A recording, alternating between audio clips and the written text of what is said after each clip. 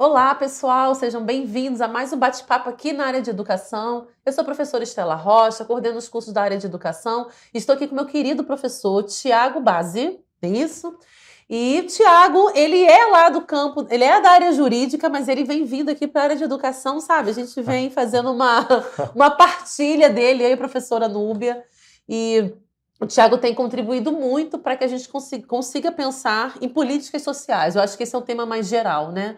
Da nossa conversa.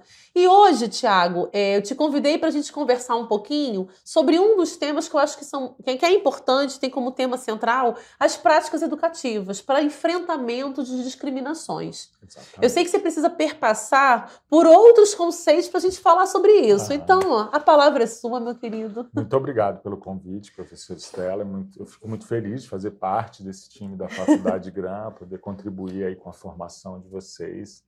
E veja, pessoal, para a gente pensar aí as práticas educativas de enfrentamento às discriminações, eu queria partir de uma análise da realidade. A gente sabe que uma das principais violações de direitos que a gente tem hoje está relacionada às práticas de discriminação. A gente tem inúmeros indicadores que mostram que as pessoas idosas, que as mulheres, que as pessoas negras, que as pessoas com deficiência têm sido alvo de práticas de discriminação que culminam, em alguns casos, na violência ou na violência extrema, aí, como a gente vê nos casos de feminicídio. Sim. A trajetória de uma prática de discriminação, de uma ofensa, por exemplo, até chegar numa violência que resulta em morte, ela está no mesmo circuito. Certo. Tá? E esse circuito é constituído, na leitura de muitos autores, por uma perspectiva cultural que quer homogeneizar a sociedade. Dizer o seguinte, olha, nós devemos ter só um modelo de pensamento, só um modelo de agir.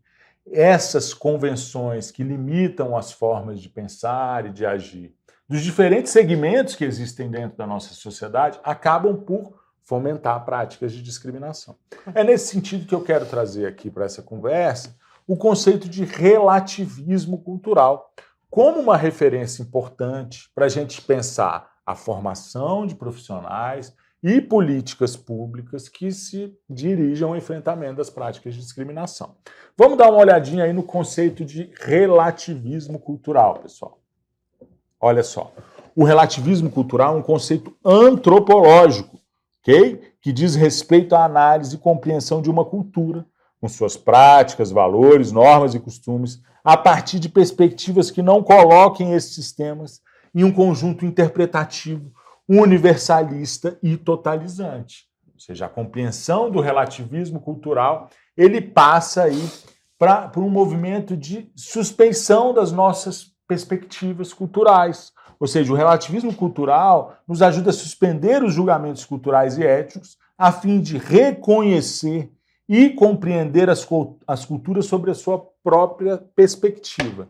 Professor Estela, isso implica, por exemplo, ao fazer um trabalho, né, numa escola quilombola, de uma comunidade quilombola, implica a gente conhecer a história dessa comunidade quilombola. Sim.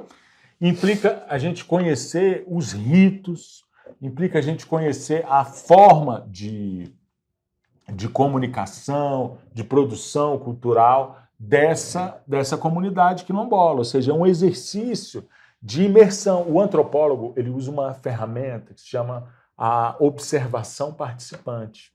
E ele faz um negócio que a gente chama de... acho que a gente pode voltar aqui para a tela. A gente chama de etnografia. Uhum. Né? A etnografia é o quê? É um estudo que a gente faz a partir de uma experiência vivida dentro da realidade daquele grupo. Então, veja, quando a gente Para além do dito, a gente está observando o espaço, né? Exato. Porque nem tudo você vai me ali, dizer. né? Nem tudo você vai me falar numa entrevista, por exemplo. Exato. Então, você está observando, você está convivendo com as pessoas. E daquela experiência ali, eu posso trazer elementos que vão contribuir para um olhar de mais respeito, de mais empatia e de mais solidariedade. Então, a gente propõe nessa perspectiva de enfrentamento às práticas de discriminação o resgate desse conceito de relativismo cultural para que a gente possa pensar, né, as culturas a partir dessa dinâmica da diversidade, né, da riqueza de cada cultura. Então a gente traz esse debate aqui do relativismo cultural. Vamos voltar lá para o nosso... E eu não saio da mesma forma que eu entrei, né? Não. No momento que eu tô ali acolhendo, observando, ele também está saindo trocado naquela experiência. Exatamente. Que aí um outro assunto a gente fala em outro momento. Exatamente. Mas os alunos ficarem ligados que é uma com perspectiva metodológica. Exatamente. Né? Assim, é importante até você falar isso, porque um dos principais métodos de estudo, né, que a gente aprende é a observação. Né? Uma boa observação, ela nos dá elementos para a produção de inúmeros conteúdos no campo científico. Né? Então, é uma ferramenta muito potente que a gente costuma utilizar, principalmente no campo das ciências sociais. Né? Vamos voltar lá para o nosso material. Então, a gente vai ver, pessoal, que ao aprender língua, costume, história, tradições e participar da vida de uma sociedade, o antropólogo acredita ter maiores possibilidades de entender como e por que as pessoas agem de determinada maneira e não de outra. Então, essa compreensão antropológica, ela vai fortalecer todo o trabalho educativo. Por isso que, nesse sentido, o relativismo cultural é uma visão antropológica que busca e incentiva a compreensão e o respeito às diferenças culturais. Ou seja, a gente vai se apropriar dessa abordagem antropológica para desenvolver práticas educativas de valorização e de reconhecimento e respeito à diversidade. Então, por exemplo, se eu atuo numa escola e eu tenho identificado, por exemplo, que as pessoas de origem asiática nessa escola têm sofrido muito bullying, muitas práticas de discriminação. Esse é o diagnóstico, esse é o dado que eu tenho, professora Estela. Então, que ações eu posso trazer à tona para relativizar as culturas e trazer mais conhecimento e mais valorização dessa cultura de origem asiática? Por exemplo, promovendo seminários, promovendo encontros, trazendo a comunidade asiática para dentro da escola. Uma feira intercultural. Exatamente. Ou seja, são atividades que vão sair do foco ali da discriminação e vão para o campo do conhecimento. E na medida que a gente conhece e reconhece a diversidade de culturas, a gente tende a diminuir as práticas discriminatórias. Quando ela está distante, quando ela é estranha, ela acaba ficando mais suscetível às violências e violações. Né? Vamos, então, falar um pouquinho dos impactos disso no campo educativo, pessoal. Vamos dar uma olhadinha no material. Então, a educação sofre impactos muito positivos e pode se beneficiar ricamente da articulação com a antropologia. E o conceito de relativismo cultural é um tópico que evidencia isso de maneira contundente. Por meio dele, é possível desenvolver o respeito pela diversidade cultural, pois o ensino e o incentivo a práticas de reconhecimento e inclusão das diversidades nos currículos torna-se possível a partir dessa perspectiva. Assim, pessoal, a interseção entre escola e relativismo cultural promove também o desenvolvimento de competências interculturais dos alunos, como a empatia, a comunicação e a capacidade de resolver conflitos culturais de maneira construtiva. Um outro exemplo que a gente tem nessa perspectiva, professor Estela, é o exemplo de um trabalho de mediação de conflitos que foi feito na cidade do Distrito Federal. Tinha uma escola em que acontecia muitos casos de violência grave, extrema. E aí, uma ONG pensou em desenvolver um trabalho de formação de mediadores de conflito. Ela primeiro pensou assim, eu vou levar uns mediadores de conflito da minha ONG lá para a escola. Tentou fazer isso, no primeiro momento deu certo, mas não foi tão efetivo. No segundo ela falou, não, eu vou formar mediadores de conflito dentro da escola. E aí esses estudantes empoderados e legitimados pela sua inserção dentro da escola, pela sua compreensão daquele universo cultural, ou seja, do jeito de falar, do jeito de vestir, do padrão ético, ou seja, o que é ofensa, o que não é ofensa, o que é brincadeira, o que não é brincadeira. Como esse corpo fala na escola.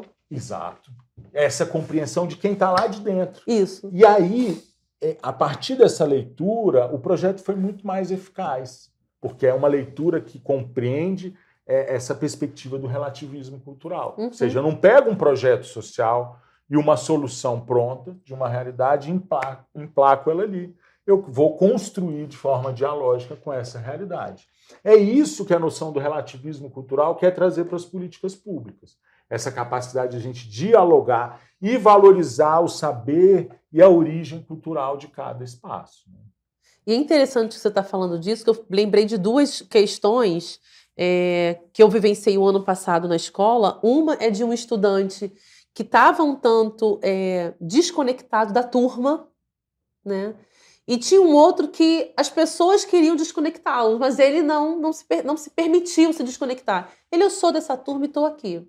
E uma das coisas que eu achei interessante foi a forma como ele se conectou com o outro. Um estava desconectado da turma, o outro, a turma queria desconectá-lo. Uhum. E aí o que ele faz? Ele começa a dar aula de russo para esse colega. E aí começa. Ele chegava mais cedo na aula, o outro meio perdido. Senta aqui, olha só, você já viu essa letra? E começou uma prática tão interessante ali, de uma prática que não fazia parte da escola. Estamos falando de uma escola pública, no subúrbio do Rio de Janeiro.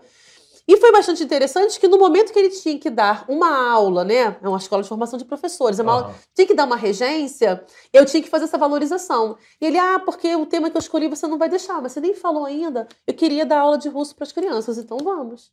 Bacana. Vamos dar uma olhada? O que a gente pode se aproximar, o que não pode? Aí tive todo um trabalho de acolhimento, porque eu falei, agora quem está aprendendo sou eu, não conheço nenhuma palavra em russo. Uma outra questão foi um relato de uma colega, diretora de uma outra escola, que ela disse que um dia ela está na direção, aí chegou uma aluna, abriu a sala e falou assim, diretora, preste atenção nas câmeras aí, né? As escolas têm câmeras no pátio. Ela, por quê? Tem movimento estranho. E assim, ela falou que olhava para a câmera, tinha outras pessoas, começaram a olhar todas as câmeras e ninguém percebeu. Aí ela foi atrás dele, me conta.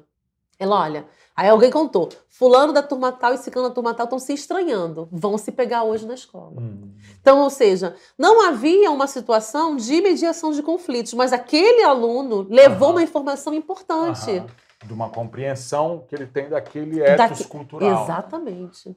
E quanto que isso é importante para a gente minimizar práticas discriminatórias e tantas outras questões, não é? Exatamente. Então, a gente quis trazer essa discussão do conceito de relativismo cultural como uma referência importante para a gente planejar as políticas públicas, para a gente implementar as políticas públicas. Além disso, é um conceito que é válido para qualquer tipo de inserção profissional. Exatamente. Tendo em vista que a gente vive numa sociedade diversa, num mundo cada vez mais conectado entre as culturas. Então, a melhor estratégia é, primeiro, conhecer essa cultura, segundo, reconhecer e valorizar essa cultura como uma antítese da prática discriminatória. Né? Exatamente. É isso, professor. E aí, estamos chegando aqui no nosso final. Eu quero agradecer mais uma vez a participação aqui do professor Tiago. Tiago tem sido assim, um parceiro incrível aqui para que a gente possa pensar não só na legislação, porque eu acho que a lei está ali, como a gente falou numa outra live, a lei ela é uma garantia, mas ela por si só não é o suficiente. A gente precisa pensar em políticas públicas que de fato promovam a equidade, que promovam práticas antidiscriminatórias, não é isso, Tiago? E você aí na sua inserção, na sua formação, pense como você pode contribuir, por exemplo, nos projetos de extensão, ou nos projetos de pesquisa aí que vão vir, com ações de enfrentamento à discriminação. Aproveitem os conteúdos acumulados aqui na nossa formação para multiplicar práticas voltadas ao enfrentamento das discriminações. Agradeço, Tiago. Até um próximo encontro, gente. Tchau, tchau. Valeu.